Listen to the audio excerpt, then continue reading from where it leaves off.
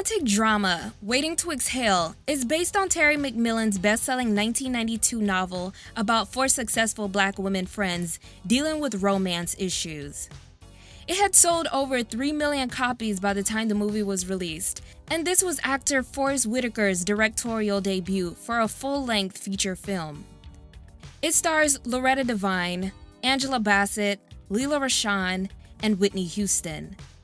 The film was released in December 1995 and earned over $82 million at the box office worldwide on a $16 million budget. It went on to be a blockbuster hit and a classic Black film. This is my favorite movie of all time, so I wanted to share some movie secrets with you guys and show you what the film and locations look like 25 years later.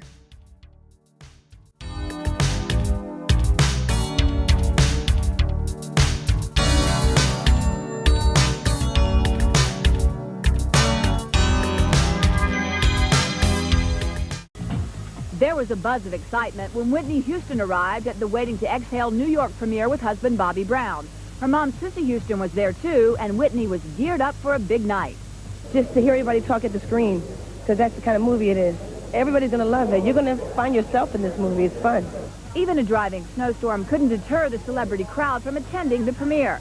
And Whitney's co-stars, Loretta Devine, Angela Bassett, and Lela Rochon were aglow with anticipation. Oh my God, it's just a theater with 1,200 people, all your hard work, and you hope that everybody laughs and they love it and they like it as much as you do. Their belly laughs, people cry. Yeah, I always said if you get 1/100th of the camaraderie that we had on that set, you're going to have a good time in the theater. Loretta's on-screen love interest, Gregory Hines, brought his son. Hines says there's no male bashing in the movie. I don't remember when we've had this kind of a film before about four African-American women, and so we get to see how they feel about things. The one man I love is married with a kid. The film explores the ups and downs in the love lives of four women friends. Some of us are still on that dream trip, girl. Whitney calls it a groundbreaking work. I hope, and I'm pretty sure it'll open up a lot of doors. She and Bobby tried to slip away after the screening, but not before Bobby gave the movie and Whitney a thumbs up. Excellent. Yeah. One of her better ones. Waiting to Exhale was filmed and set in Phoenix, Arizona. First, I visited the Hermosa Inn where Savannah had her New Year's Eve party. The hotel was built in 1936 and is located in the Paradise Valley suburb in Phoenix.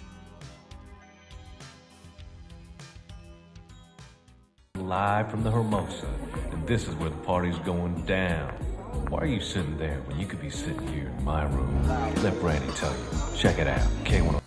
Terry McMillan met Angela Bassett at the premiere of her new movie, Malcolm X. Terry wanted her to play the role of Savannah, but Angela felt she could pull off the role of Bernadine better. And she did, because that car burning scene is one of the most iconic scenes in film history.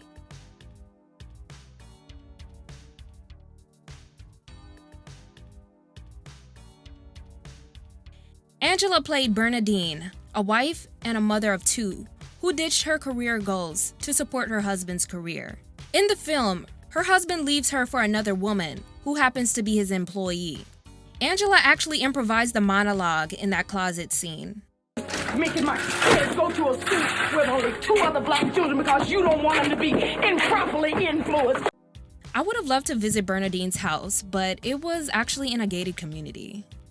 Loretta Devine also didn't have to audition for her role, and Terry says she was the most natural. Loretta played Gloria, a hair salon owner and a single mother, whose ex-husband reveals to her that he is now gay. Ironically, life ended up imitating art because the husband of the author Terry McMillan came out as gay during their marriage, and she filed for divorce in 2005. To kind of like reacquaint ourselves with my new lifestyle and, you know, for her accepting me for who I am, basically. I've already accepted you for who you are, Jonathan. But on a different level. Yeah, but we're not gonna be kicking it. I know that we're not, but I don't want to kick it with you. I don't. Don't take it.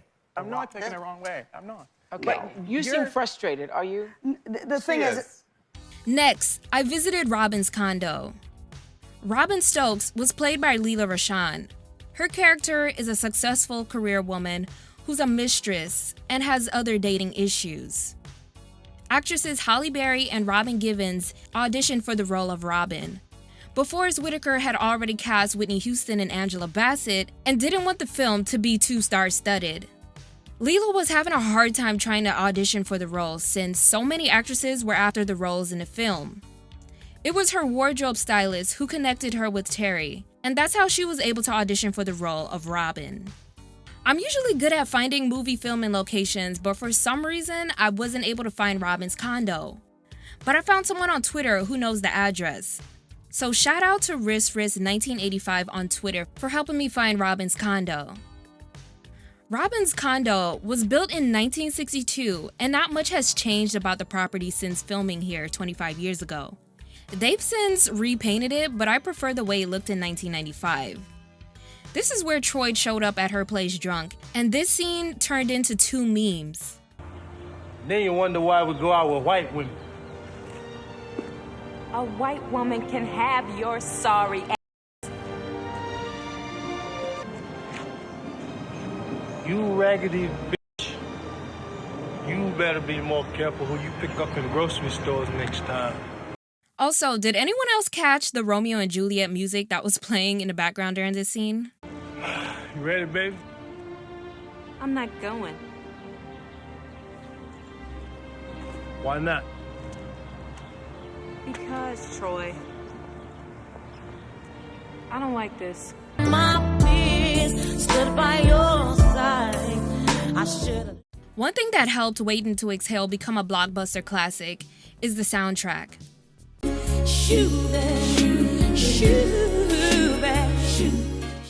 Forest Whitaker approached Kenny Babyface Edmonds to produce the soundtrack a year before.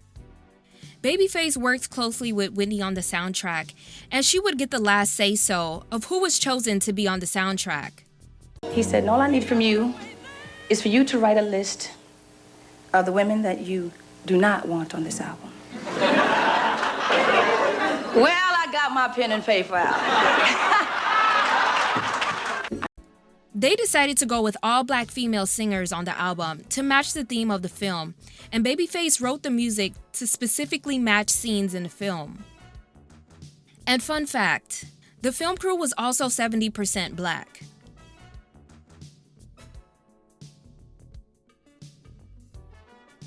Babyface wrote all the songs first and then decided which artists were going to perform them. The soundtrack was recorded by Whitney Houston herself, Toni Braxton, TLC, Brandy, Aretha Franklin, Chaka Khan, Faith Evans, Patti LaBelle, SWV, Mary J. Blige, Shantae Moore, Sonia Marie, CeCe Winans, Shauna, and For Real. Everything's gonna work out right, you know. It feels great to be a part of this Whitney Houston soundtrack. I mean, I love Whitney. She's my favorite female vocalist in the world. And when I saw the roster of other female artists, it was fab-boo. It was great. Then Aretha sings Hurts Like Hell. She's a beautiful piece. It kind of becomes a theme song for the great performance that Angela gives it. And it hurts like hell. There's only one song that's a cover, and it's a version of My Funny Valentine, and Chaka Khan is doing that one. My funny Valentine. But still, she turns it into her world. Well, I've been singing that sucker for years. It's a jazz standard. Rodgers and Hart. I mean, I have a jazz set in my show that I do. 4 or 5 jazz songs. It's one of them. And it's always been one of my personal favorites.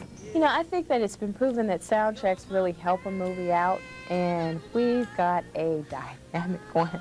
You know, everybody turns to me and says, will you give me a CD when the CD comes out? You know, because the music is so good. It was released a month before the film and topped the Billboard chart for 5 weeks and the R&B charts for 7 weeks. It was certified 7 times platinum in the United States in less than a year and has since sold over 12 million copies worldwide to date. The soundtrack had 2 #1 hits on the US Billboard Hot 100 chart: Exhale, Shoop Shoop, sung by Whitney Houston, and Let It Flow, sung by Toni Braxton. and 3 top 10 hits: Sitting Up in My Room, sung by Brandy, Not Gonna Cry, sung by Mary J. Blige, and Count on Me, sung by Whitney and CeCe Winans.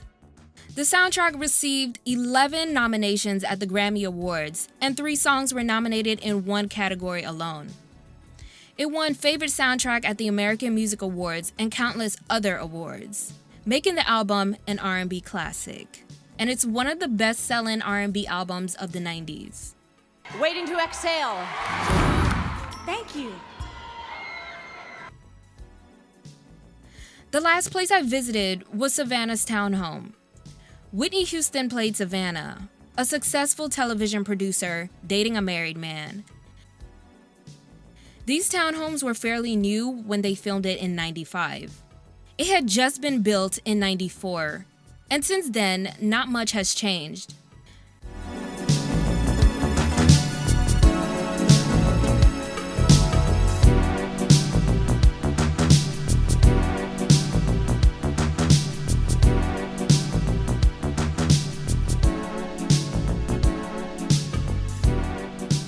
And here's me pretending to take a selfie since some guy wouldn't stop staring at me from his garage, and I didn't want to look like a weirdo. And if you guys don't know, in Arizona, the black population is less than 5%, so...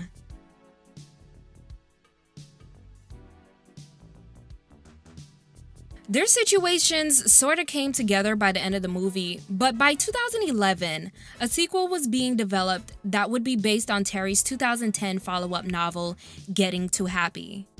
All of the ladies were on board, but there were concerns about Whitney, who was struggling with her drug addiction again. All 4 actresses became genuine friends because of the movie. Sadly, Whitney passed away in 2012, and the ladies refused to do the film without her.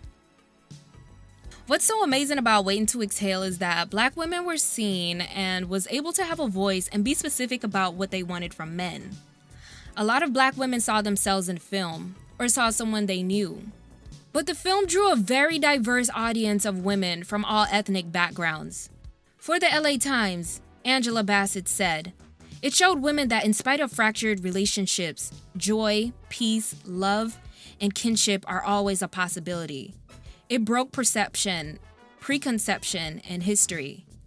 Leela Rashan said, "Loretta Devine and I were walking through the airport somewhere in the Midwest, and all of these women came up to us. There was a group of Hispanic women who said, 'I love the book. You go, girl. I can't wait to see the movie.' We all really liked each other in real life. There was some sort of quality we have that connected us." And Loretta Devine said, "We had bowling parties, sometimes visiting each other's set on your day off. The set was a wonderful place to be. It was a fun shoot, and we had a great time working and living in Arizona. We worked for almost 2 months on the movie. It changed our lives for the better and stepped up our careers." What other classic black film locations should I cover next? Let me know your thoughts in the comments below, and like this video and subscribe to Black Femininity TV for more content.